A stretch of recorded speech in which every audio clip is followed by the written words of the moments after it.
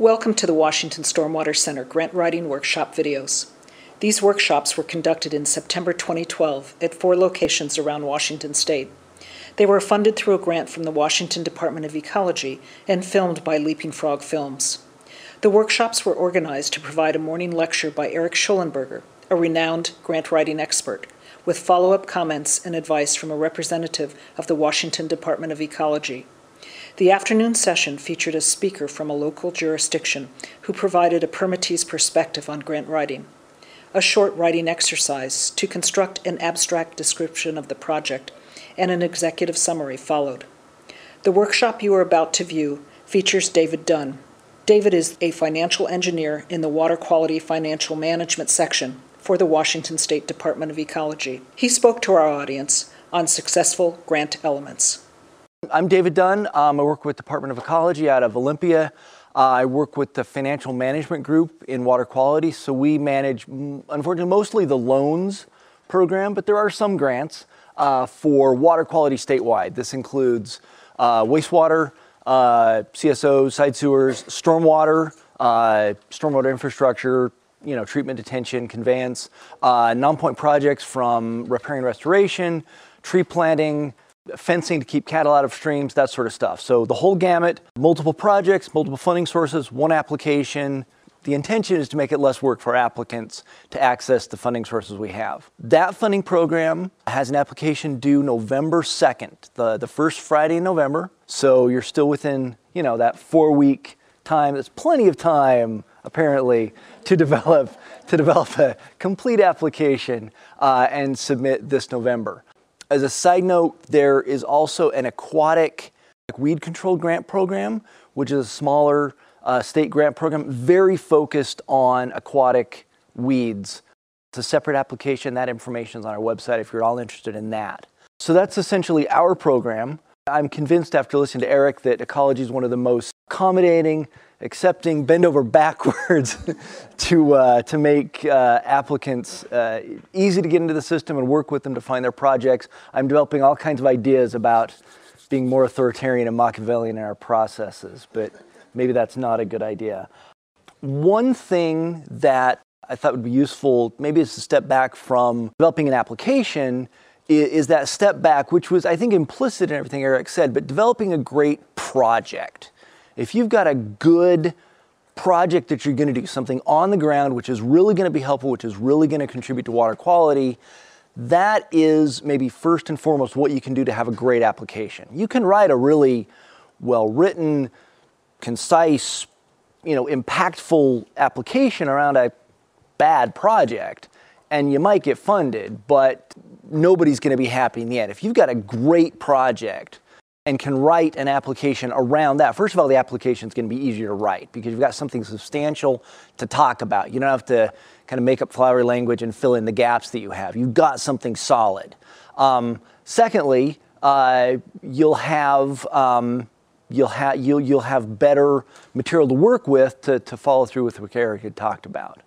Although you're not supposed to use jargon, understanding the agency's jargon is going to help you be more successful. So one of the things that ecology talks about all the time is the cost-effective solution. And by that, we know there's a problem in the watershed. There's a problem in a lot of watersheds.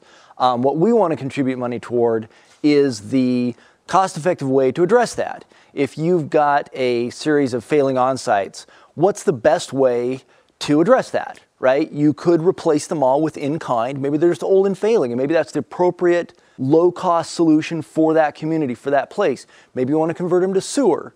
Maybe you want to sewer them into a nearby jurisdiction that isn't necessarily yours because they're closer. Maybe when you're talking about the treatment system, maybe you go to a regional treatment system.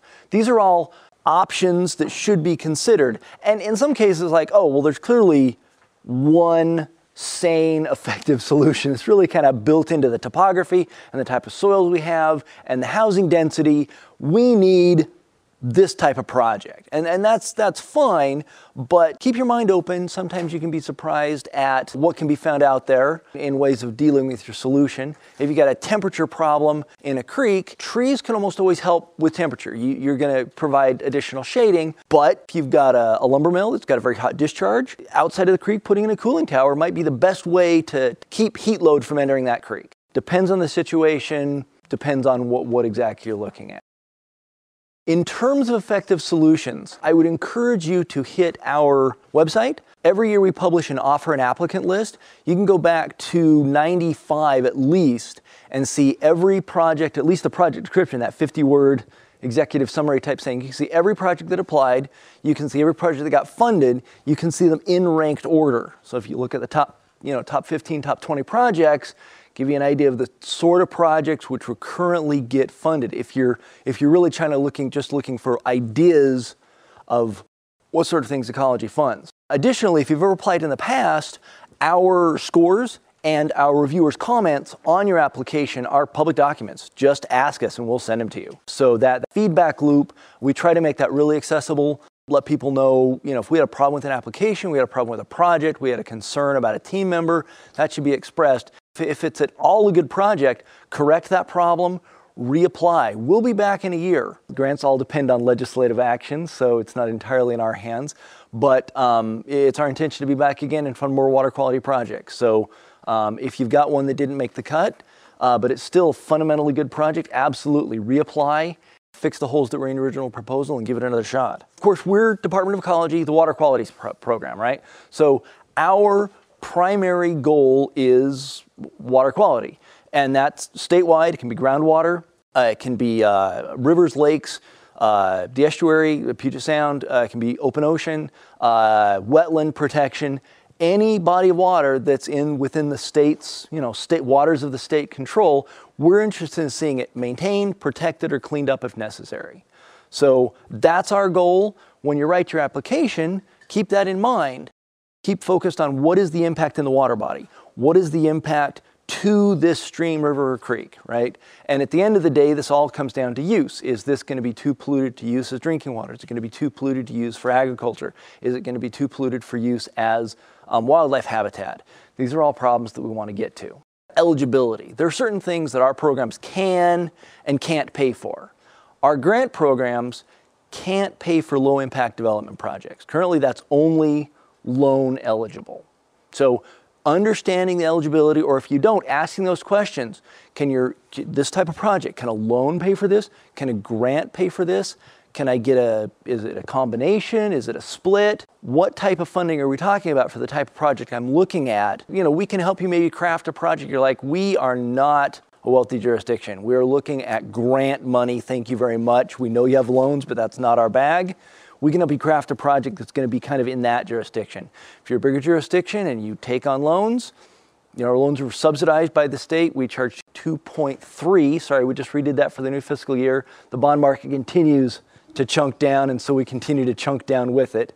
We're pegged at 60% of the municipal bond market. So, it's a very affordable loan as far as loans go.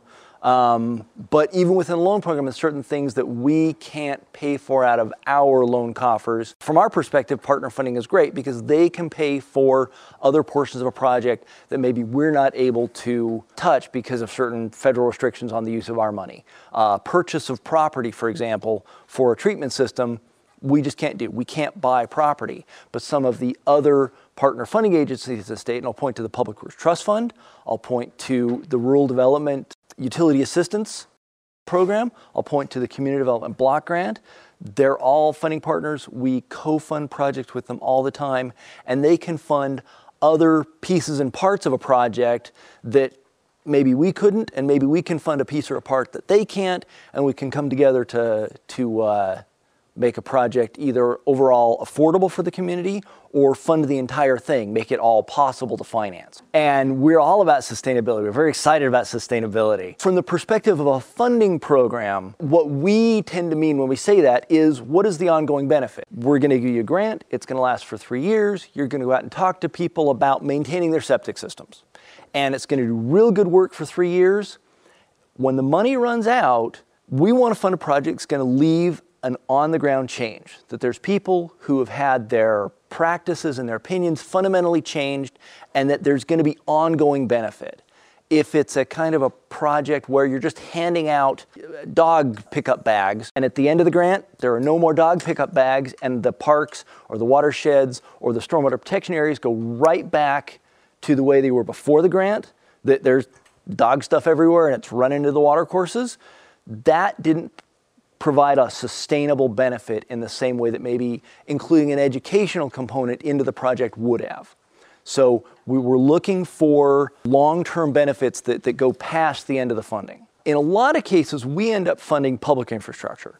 We're funding the wastewater treatment plant, or we're funding a sewer line, or we're funding a stormwater retention basin. When you're talking about your team members, probably in many ways, the most critical team member is the person that's actually installing that infrastructure, right? Fortunately, from the sense of best use of public monies, that is not somebody you can just pick. That's somebody that's procured through a low bid competitive process. But you don't know who that is. You know you're going out to bid and you're going to get a contractor to do this work.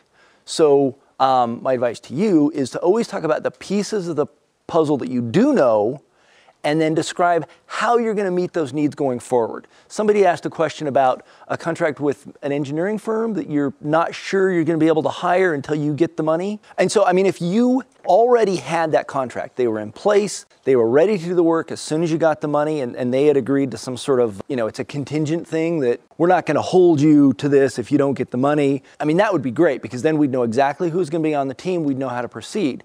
But if you don't have that, describe your process. We are going to go out for competitive procurement for engineering services. We understand we need an engineer on this team. Don't just leave a blank there. This like, how are they going to accomplish this thing? There's a team member, there's a hole on their team. At least you know how you're going to fill it. And in the case of a contractor, you know how you're going to fill it.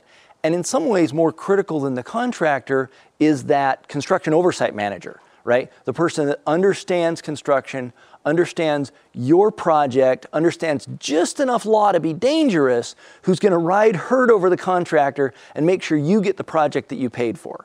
That the stormwater infrastructure, the wastewater infrastructure is installed appropriately, that everything is built according to the spec, that nothing substandard gets buried or gets thrown in, or from an honest mistake, nothing gets misinterpreted and built in a way that's inappropriate for the project. It's going to be built the way you wanted, that it's going to be the infrastructure project, that you wanted and that you paid for.